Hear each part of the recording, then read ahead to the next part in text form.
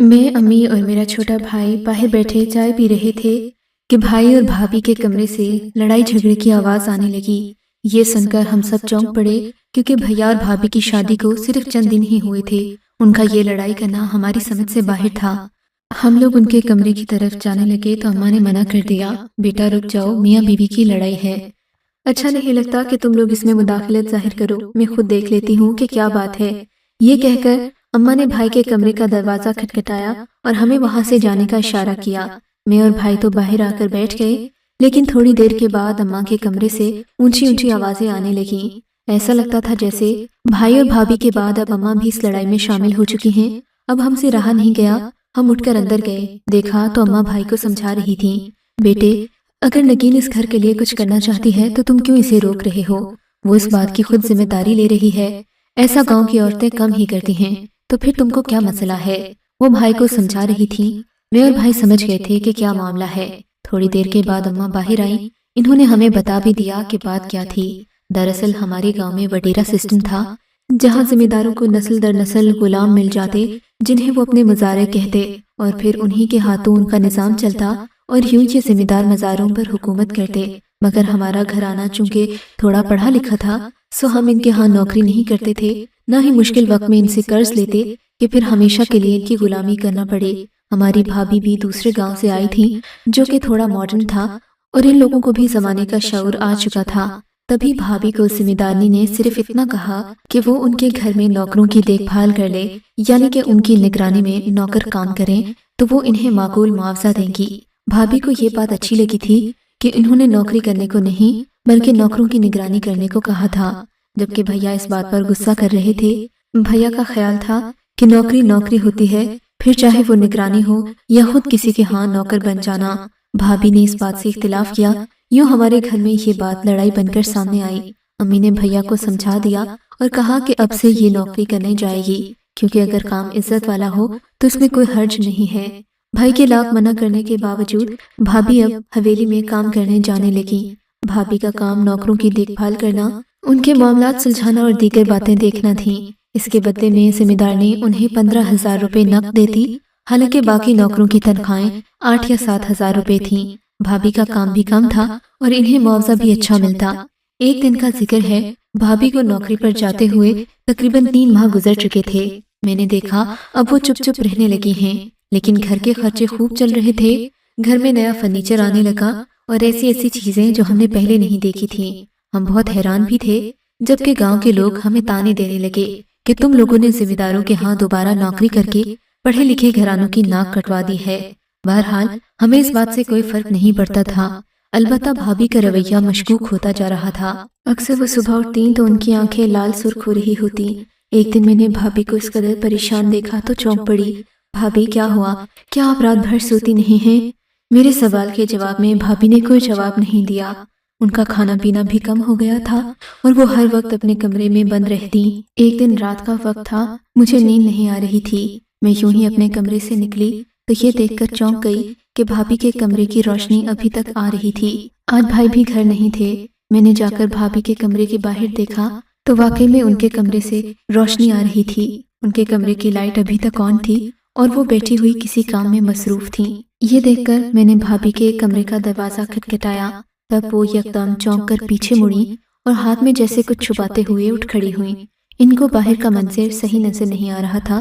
फिर इन्होंने कमरे की रोशनी बुझा दी। तब बाहर खड़ी मैं नजर आई तो मुझे हल्की सी आवाज में बाहर जाने का कहा। मैंने भी मुनासिब नहीं समझा कि इस वक्त उनके कमरे में जाऊं। वापस अपने कमरे में आकर लेट गई। मगर भाभी की ये बात मुझे समझ में नहीं आई थी कि वो रात देर तक क्या कर रही थी। अगले दिन भी ऐसा ही हुआ। मुझे भाभी के कमरे से रोशनी सी महसूस हुई। मैं कल की वजह से आज भी यही समझ कर गई थी कि भाभी जरूर कुछ न कुछ काम कर रही हैं, वरना अभी तक वो सो चुकी होती। यही सोचकर मैं दोबारा उनके कमरे में गई। देखा तो भाभी किसी काम में मसरूफ थी और उनकी पुश्त दरवाजे की तरफ थी। मैंने अब की बार दरवाजा बजाया। भाभी ने कोई जवाब नहीं दिया।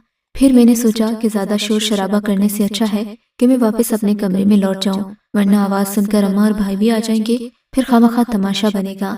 मैं अपने कमरे में तो आ गई थी, मगर मेरे दिल में तजस्सुस सा था कि भाभी रात को जागकर ऐसा क्या काम करती हैं जो वो दिन में नहीं करना चाहती। بالآخر میں نے ذہن میں ایک ترکیب سوچ لی اور اگلے دن بھابھی جبکہ کام پر جانے ہی والی تھی تو میں ان کے کمرے کی طرف گئی، مگر یہ جان کر مجھے حیرت کا جھٹکا لگا کہ بھابھی نے میری طرف غصے سے دیکھا اور پھر اماں کو بلانے لگی۔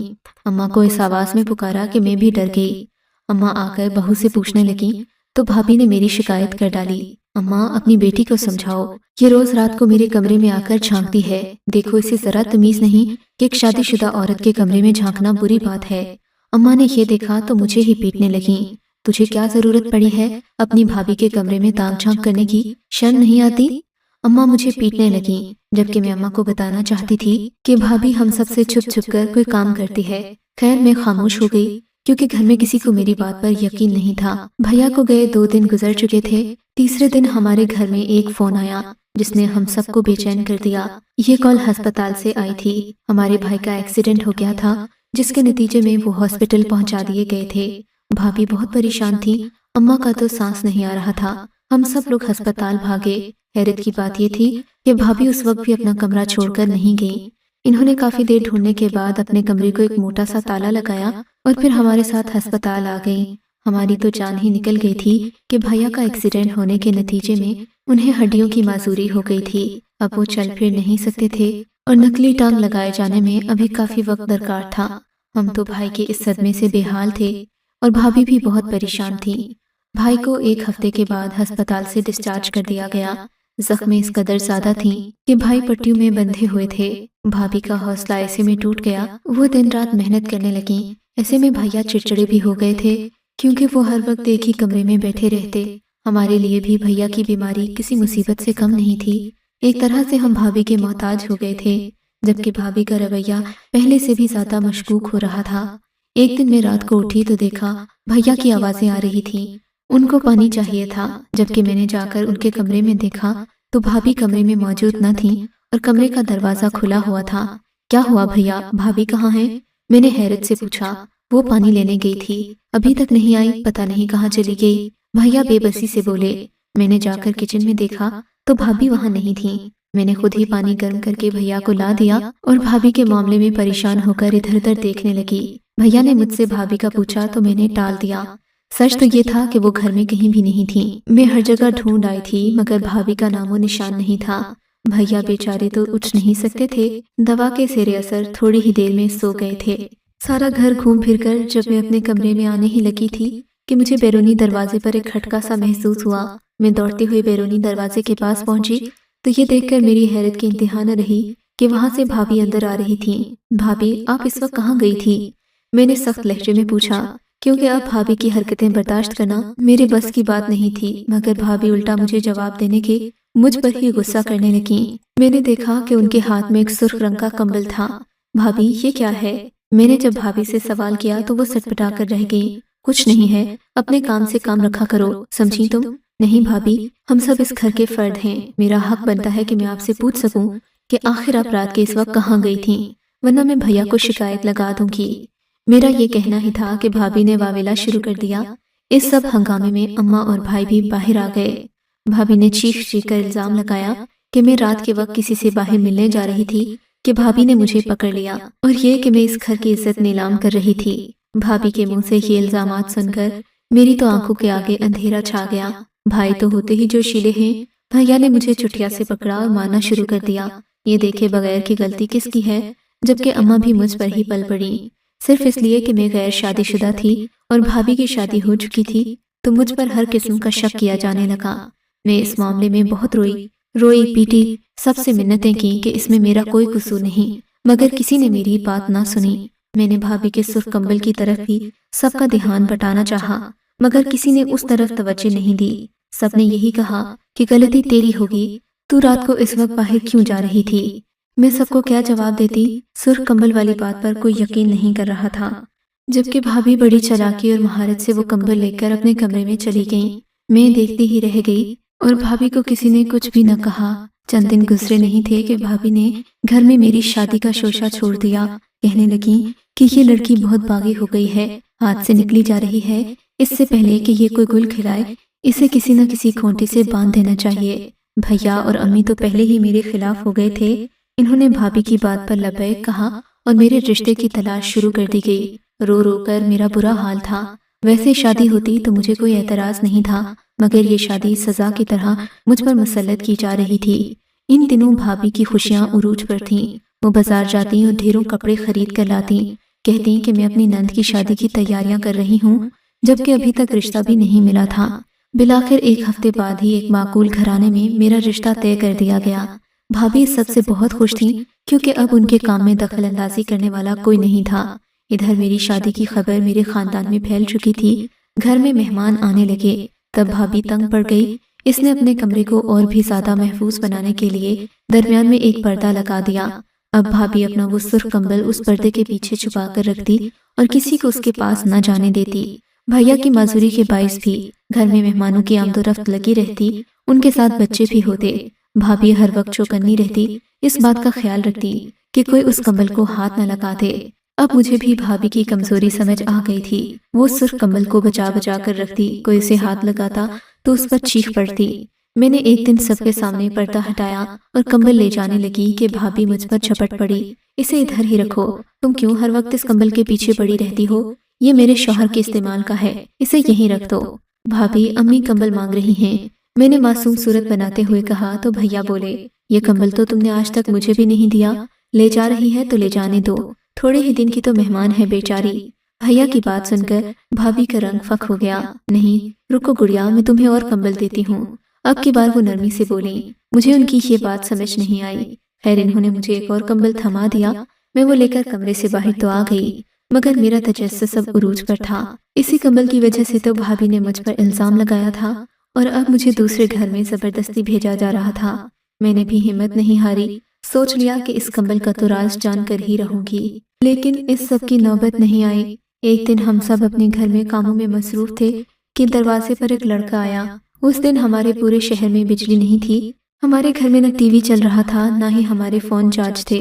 गांव में सख्त बारिश और मौसम की खराबी की वजह से बिजली का निजाम दरहम बरहम हो गया था। हम सब लोग यूं ही बैठे हुए थे, लेकिन शादी की तैयारियां भी जारी थीं। खैर दरवाजे पर दस्तक हुई। मैंने जाकर देखा, वहाँ एक दुबला पतला लड़का खड़ा था। लड़का बहुत परेशान लग रहा था। उसने मुझसे कहा कि अपनी भाभी को बुलाओ। मैंने जल्दी से भाभी को बुलाया, खुद भी पास ही खड़ी हो गई। मुझे वैसे ही भाभी पर हर वक्त शक लगा रहता। वो लड़का भाभी से कहने लगा कि उनके वालिद की तबीयत बहुत खराब है, उनको बिस्तरे मर्ग पर याद कर रहे हैं। ये सुनकर भाभी के तो हाथ पांव फूल गए।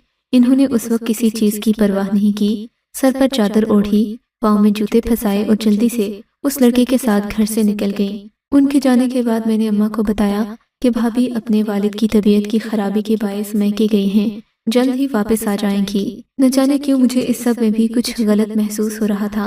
भाभी से इस कदर नफरत हो गई थी कि उनके घर वालों की अजियत भी मुझे तकलीफ न लगती।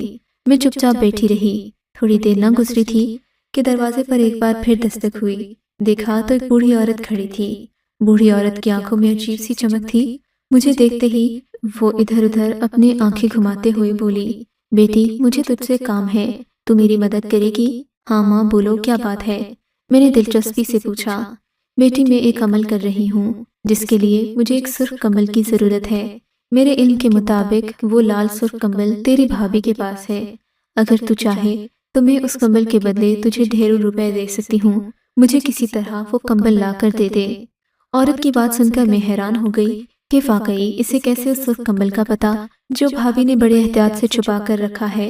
मैंने उसी वक्त अम्मा को आवाज दी। वो भी दरवाजे पर आ गई और उस बुढ़िया से बातें करने लगी। बुढ़िया के पास वाकई लाल पीले और हरे हर तरह के नोट थे। कहने लगी, मैं तुम लोगों को जितनी चाहे रकम दे सकती हूँ, तुम लोग वो कंबल मुझे दे दो, बिना कोई सवाल किए और बिना किसी को इत्तला दिए। मुझे अपने अमल के लिए वो कंबल दरकार है। देखो मैं अगर अमल वाली ना होती तो मुझे भला उस कंबल के बारे में कैसे पता होता। वो कंबल तुम्हारे लिए बहुत मामूली है, उसकी कोई कदर कीमत नहीं, लेकिन अगर तुम मुझे दे दो तो मैं उसके बदले तुम्हें ढेरों रुपए दे सकती हूँ। बुढ़िया की बात सुनकर हम लालच में आ गए, क्योंकि हमारे घर में भैया के इलाज के लिए भी रकम दरकार थी और घर के खर्चे भी नहीं चल रहे थे। भैया के पास कोई माकूल नौकरी तो थी नहीं और जो मेहनत मजदूरी करते थे उससे भी महरूम हो गए थे। बुढ़िया की बात सुनकर अम्मा की आंखों में चमक आ गई। मेरे भी मुंह में राल टपकने लगी। मैंने फौरन से जाकर वो कंबल उठा लिया, क्योंकि भैया के कमरे में वो सामने ही पड़ा था। वो अलग बात है कि भाभी उस कंबल को उठाने नहीं देती थी। भैया उस वक्त नींद के जेरे असर थे। इन्होंने मुझे देखा नहीं। मैं बाहिफाजत वो कंबल बाहर तक ले आई। वो कंबल जैसा था मैं वैसा ही उठा कर ले आई। मैंने इसे खोल कर देखा तक नहीं। बुढ़िया ने वो कंबल हमसे ले लिया और हमें वो पैसे देकर चलती बनी। थोड़ी देर ही नहीं गुजरी थी कि भाभी भागती हुई घर के अंदर दाखिल हुई। वो वावेला करती अपने कमरे में गई और वो कंबल ढूंढने लगी जो इन्होंने बहुत हिफाजत से छुपा कर रखा था। हाय अल्लाह, गजब हो गया, भाभी रोने वाले अंदाज में बोली। वो अपना सीना पीटती बैन कर रही थी कि मैंने उनसे पूछा, क्या हुआ भाभी, कोई बात हुई है क्या? मेरी बात सुनकर उनको गुस्सा आ गया। तेरा बेड़ा गर्क हो मनहूस, सच बता, तूने ये कंबल किसे दिया है? भाभी चीखने चिल्लाने लगी तो अम्मा भी उनके कमरे में आ गईं। क्या हो गया है बहू? एक औरत आई थी, कह रही थी कि उसे किसी खास अमल के लिए ये कंबल चाहिए। हमारे तो किसी काम का नहीं था, मैंने उठाकर उसे दे दिया। वैसे भी उसकी कीमत तो 3-4 हजार ही होगी, लेकिन बुढ़िया ने हमें पूरा 1 लाख दिया है। अम्मा ने भाभी को बताया तो वो खुश होने की बजाय रोने लगी। अम्मा, ये तुमने क्या कर दिया? वो कंबल बहुत कीमती था। जिमीदारनी के घर से कुछ पुराने कपड़े निकले थे, उन पुराने कपड़ों पर सोने के तार लगे थे। जिमीदारनी ने अपनी नौकरानियों से कहा था कि इन कपड़ों को साफ करें, इन्हें अच्छी तरह तय करें और इन्हें किसी किस्म का नुकसान न पहुंचने दें। मैंने तो उन कपड़ों से बड़ी मुश्किल से एक एक करके सोने के तार उतारे और इस कंबल पर जोड़ती गई। मैंने सिलाई करके उन तारों का अच्छा खासा गुच्छा बना लिया था, क्योंकि वो तार खालिस सोने के थे। अम्मा, ये तुमने क्या कर दिया? मैंने तो बड़ी मुश्किल से उन्हें जोड़ा था ताकि मैं बेचकर रकम जोड़ सकूं। भाभी की बात पर हमारा मुंह खुला का खुला रह गया। तो उस बुढ़िया को कैसे पता? अरे अम्मा, वो बुढ़िया बहुत ही चालाक है। एक दिन बातों बातों में मैंने उसको ये राज बता दिया। उसके बाद से उसने मुझसे कंबल का रंग मालूम किया और देखो आज उसने कैसे उस लड़की को भेजकर मुझे घर से निकलवाया। हालांकि अब्बा की तबीयत खराब नहीं थी, वो तो बिल्कुल ठीक ठाक थे। उसने आप लोगों से झूठ बोला ताकि मैं घर से चली जाऊं और वो उस कंबल को हासिल कर सके। ये कहकर भाभी ने अपना माथा पीट लिया, जबकि अम्मी ने भाभी को समझाया, बेटी तूने जो माल चोरी से इकट्ठा किया वो तेरे किसी काम नहीं आ सका और आना भी नहीं चाहिए था। मानती हूँ कि तुमने इस घर के लिए बहुत कुर्बानियां दी हैं बेटी, लेकिन तुम्हारा तरीका गलत था। मेरी बेटी, अगर तुम्हारे नसीब में होता तो तुम्हें मिल जाता। तुम तो अल्लाह का शुक्र अदा करो कि चोरी का माल तुम्हें नसीब नहीं हुआ। अम्मा ने भाभी को समझाया। कुछ अरसे बाद भाभी ने वो नौकरी भी छोड़ दी, क्योंकि उन्हें एहसास निदामत ने आ लिया था कि वो जिम्मेदारी के साथ बदयांती की मुर्तकिब हुई थी। मगर 1 लाख रुपए की रकम जो उस बुढ़िया ने हमें दी थी, उससे हमने भाई को दुकान खोल कर दी, जो अब माशाल्लाह अच्छी चल रही है। हमारे घर का गुजर बसर भी हो रहा है, मगर हम खुदा के शुक्रगुजार हैं कि उसने हमें हराम रास्ते से बचा लिया। मगर अभी तक मेरे दिल में एक कसक बाकी है कि हमने जो कुछ भी किया उस हराम के पैसे से ही किया। अगरचे बुढ़िया ने हमसे वो कंबल खरीदा, कम कीमत में खरीदा, मगर हमने भैया की दुकान तो उन्हीं पैसों से बनाई। आपका इस बारे में क्या ख्याल है? क्या हराम की दौलत से हलाल कमाई करना जायज़ है? अगर नहीं तो फिर हमको इस